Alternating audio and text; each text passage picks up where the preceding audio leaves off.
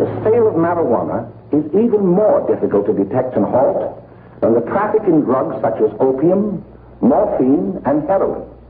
There's evidence that it can, in fact, lead to more hardcore drugs such as heroin and cocaine. There is no gateway theory. There is no evidence. There's no theoretical approach. There's nothing to say that the use of cannabis leads to the use of another drug. I'm still smoking marijuana, so if you call it a stepping stone, yeah, I stepped up and I realized what was up there. I didn't like it, so I came back down.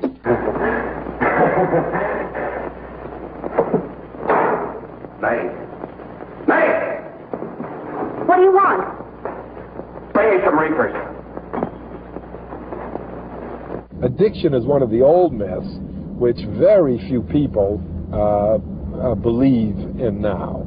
Of the psychoactive drugs that humans take, marijuana is the least likely to produce this kind of behavior.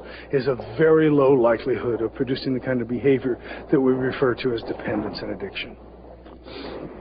Less than caffeine. Certainly less than alcohol and nicotine.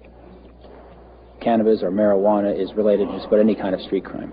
Breaking into houses and stealing goods that can be traded on the street for cash. Breaking into cars these days is quite popular, particularly with cell phones and laptops left carelessly on the seats of cars. You make something illegal, you create this false scarcity of the product. That drives the price up.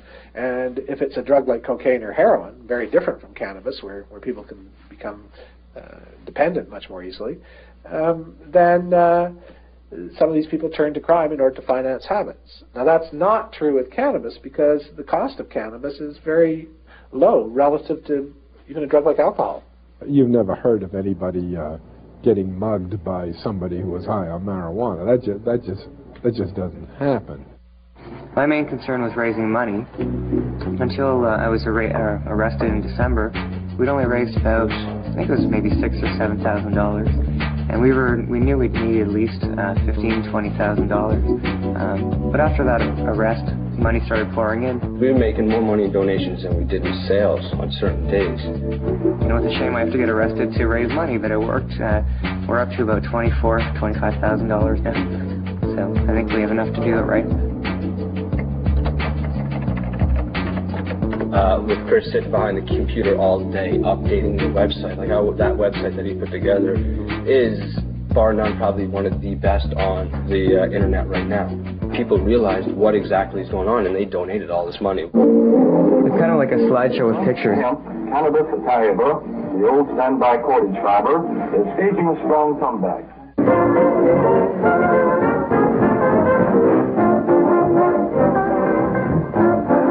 I should make clear that the great majority of users don't suffer any harm from it. But about 60% or more of regular heavy users have evidence of chronic inflammatory lung changes. Now, the only other harm of cannabis, proven, is that for a brief period of time, it makes you a little stupid and a little clumsy. Cannabis is an intoxicating substance. People get high and they're not at their best in terms of psychomotor function. Nobody should drive while stoned. However, there's not much evidence that cannabis importantly contributes to vehicular mayhem in the Western world. We got the pharmacologist, Dr. John Morgan, and he'll be at the end of the day, and leading up to him will be a couple of medical patients who suffer from various ailments and find that cannabis alleviates the pain. And then something odd will happen is the director of the Bureau of Drug Surveillance will come. He's under our subpoena, and the upshot of what he will talk about is that Health Canada has not done any studies, medical studies, since 1972, the Ledain Commission. And I just find that to be negligent and remiss, considering the Commission said, hey, there's not really a problem here, you should change the law. If you're not going to change the law, do the studies to show that there's a reason to retain the law. Your Honor, in this case, the state waives trial of the defendant, Ralph Wiley. It is convinced that he is hopelessly and incurably insane, a condition caused by the drug marijuana to which he was addicted. If I tell you to try it, I'm confident it may not work for you, but it isn't going to hurt you. Well, it is clearly effective in two things for which it has now been approved for medical use. One is the nausea and vomiting that's induced by anti-cancer chemotherapy. The other use for which it's approved is to stimulate appetite in patients with AIDS wasting syndrome. For people who are taking it for relief of symptoms, they don't talk much about the high. It doesn't make me really high or stoned or anything like that. It just helps my body to function more without shaking, because I shake constantly. And when I smoke, I don't shake. I'm in more control of my body, more control of my mind. And even though they know it's not a cure, it does help. Where is the evidence? If this is so, bring it to us. Show us, as you would with any other drug application. We receive, in the Department of Health, applications daily, dozens, from pharmaceutical companies, from others, saying that this compound or this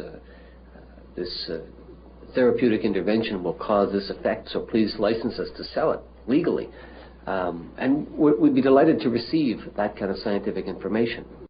We just have a small representative sample of individuals who have acquired a certain understanding, but then you could start calling the individual scientists who've done certain tests and expand it into international level. That's why governments appoint royal commissions of inquiry, because people like Chris, they can't raise money like that. Right.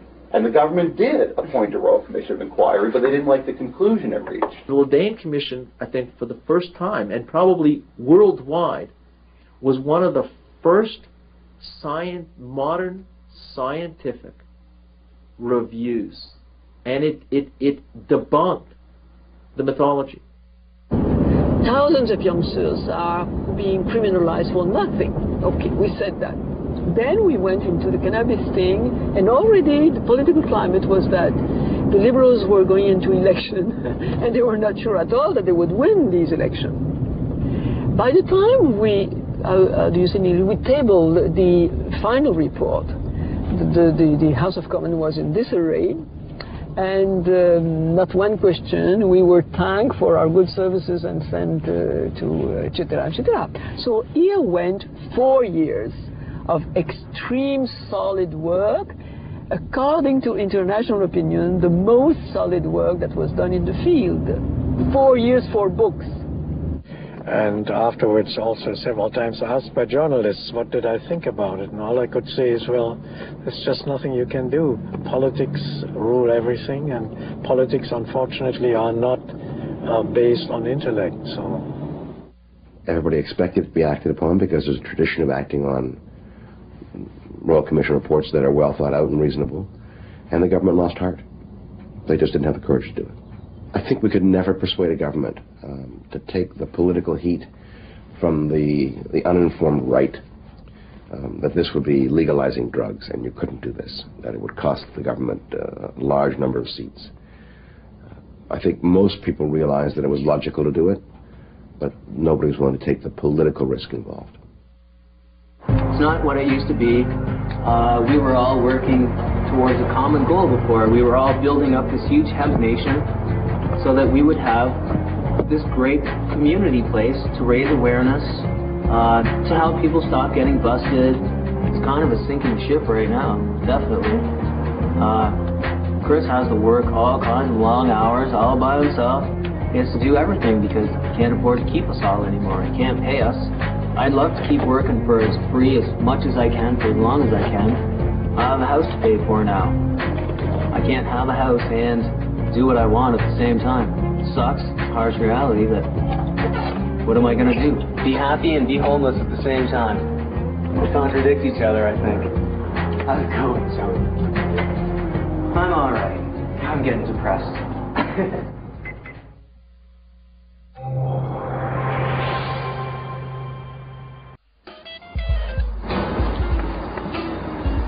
Toker's Bowl? Toker's Bowl. Thank you, BC. Be there. That's right, folks. You can be a lucky cannabis judge. To be a guest at the first annual Toker's Bowl, grab a copy of Cannabis Culture Now. It's your Cannabis Culture magazine now.